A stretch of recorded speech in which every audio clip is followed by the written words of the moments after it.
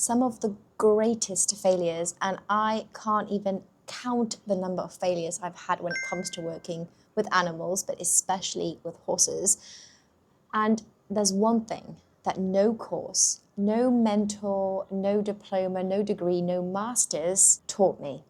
And this has all come to fruition this week here in Australia when I was working with an awesome horse, although a tricky horse called Buddy. This story is for any practitioner or horse owner that has just felt absolutely depleted, frustrated, tried everything from the physio to getting the tack check, the farrier, every single vet, everything has been x-rayed, and still having no understanding, no clear path and direction to what is actually going on with your horse. This story is for you. So the actual journey with this horse started 6 years ago because I know his owner really well, and she told me that from the minute she got him, he was a little bit tricky, a little bit sensitive, unpredictable, and almost, if he was a human, she would have described him to be a bit, not schizophrenic, but definitely sees things and never the same every single day, doesn't know what he's going to ride like or what behavior he's going to come out in because every day was different. Highly sensitive to noise, very dangerous with his back legs. So, you know, some horses might lift with back leg and threaten you but not do anything about it. No, he's actually put his owner in A&E twice. So there is a lot about this horse that screams danger, screams safety, but also to me, and I'm sure to you, screams the horse is saying something. Actually, he is shouting that something isn't right.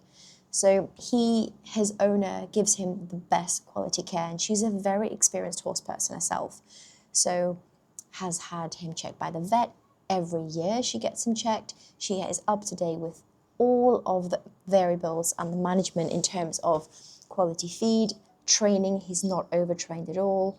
He gets physiotherapy, he gets chiropractic, he gets acupuncture.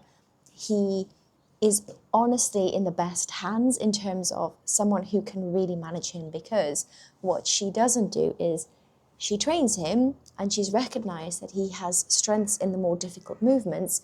But for those of us that are doing dressage and we are working towards that, those more advanced movements and higher goals of Grand Prix, we know that it's extremely taxing on a horse's body. So in order to allow that horse to thrive and shine at that level, it's to not overtrain them. Now, she's aware of all of this. So that gives you a real good understanding that the person who works this horse and knows this horse is very experienced. And when I first saw him 3 weeks ago, straight away I recognized that as a nervous system to nervous system, bear with me. If you don't know understand what I'm saying by that, it could be my way of explaining it. So comment below and let me know so that I can do a better explanation of what I mean by that. Fundamentally, we are all nervous systems. And his nervous system is a nervous system that is totally overstimulated. So he will 1 minute have his head down, eyes relaxed and look calm in our human words. The next 5 seconds will be alert, head up like a camel, eyes wide, nostrils wide, and snorting. Now imagine what that does to the entire posture, his entire breath, his heart rate rises. It's just a very different nervous system to what we had 5 seconds ago. And this is how the rider actually describes him when she rides him, that there is no consistent pattern to his behavior. So when I assessed him, I straight away recognized the version of me over the years, because I really love my job and I really love helping horses, have always been a very understanding, compassionate, and taking things very slow for the horse in front of me. I don't care if they're a Shetland pony or a Grand Prix Olympic dressage horse. I treat them all with the same respect, patience, and time. But I would be lying if I said I wouldn't be there to do a job. So the intention was always like, follow the routine of treatment and get it done, as opposed to really what does the body need at the time. Keyword there. I was very selective what I'm saying, and that's on purpose.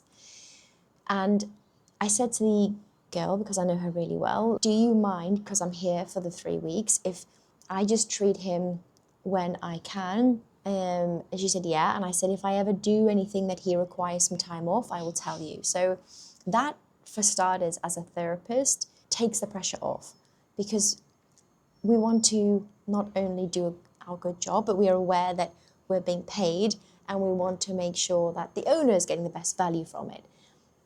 And sometimes it's not what the horse needs. So with him, what I did is every day I did my routine of stable-based exercises, mobility work. Now that doesn't mean I'm doing any form of adjustment. Yes, I'm applying a pressure to the body. My intention was for him to get to know my touch and for me to get to know his body. Because of his change in the nervous system awareness alert every few minutes, I wanted to make sure that I personally couldn't feel, or maybe I was missing something.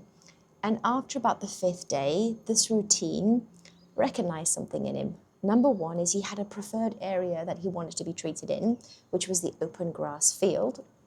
And number two, he enjoyed it. He actually enjoyed the process of, I know what's happening here. You're going to bring me into this area. You're not going to tie me up, and you're going to be lifting up certain limbs. You're going to be doing little things with my body, but always on his terms. And by the 5th day, I was doing 1, 2, 3 mobilizations, adjustments, and his owner said, wow, he's never let anyone do that.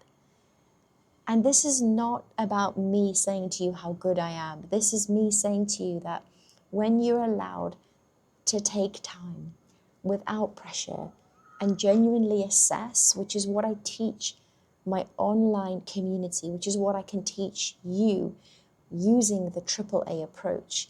When you start being aware, assessing, asking questions, and adjusting things at a very specific time, the nervous system of the horse responds in a much better way that allows the treatment, that allows the interaction between human and horse to be amplified. And that is powerful. You can tell I'm so passionate about this. Oh God, I absolutely love it. And it's so rewarding selfishly to see that animal change and to see his nervous system go from those really high changes of, oh, down, to just neutral. Again, maybe a human term, but I would describe that as being grounded. And that's the power, that's the magic. It's really making me smile, because he then went on and did a lesson with his regular instructor.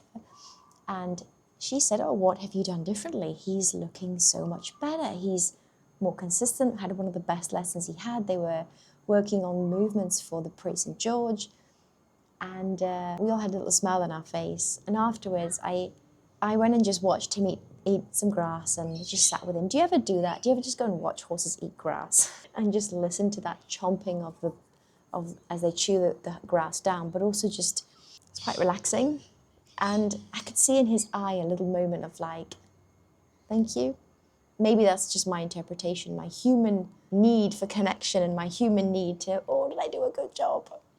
But that's how I interpreted it. And his owner was really, the rider was really happy, noticed a big difference, especially on one of the reins where he had previously quite struggled.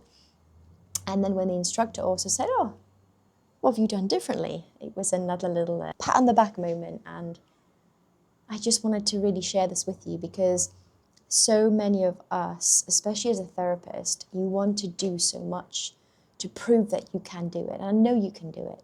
And even as the owner, you're there to help your horse, and I know you can do it. In many cases, years and years of doing this, I keep being reminded that less is definitely more. And remember this, as a nervous system, whether you're a horse or a human, you can't process and experience things at the same time. So once you've applied a form of pressure, step away. Allow that nervous system to process. Allow those changes in the body, which you see, right? You see in the eyes, the muzzle, you see in the nostrils, wherever it is, the ears. Those moments will be amplified, and the treatment will be more effective when we allow that space. This is one of the most powerful things in over 30 years of working with horses that I wanted to share with you today. And I would genuinely love to know your thoughts. Comment below, let me know if you've had any similar experiences or maybe not. If you disagree, let me know. And don't forget to give me a subscribe and follow.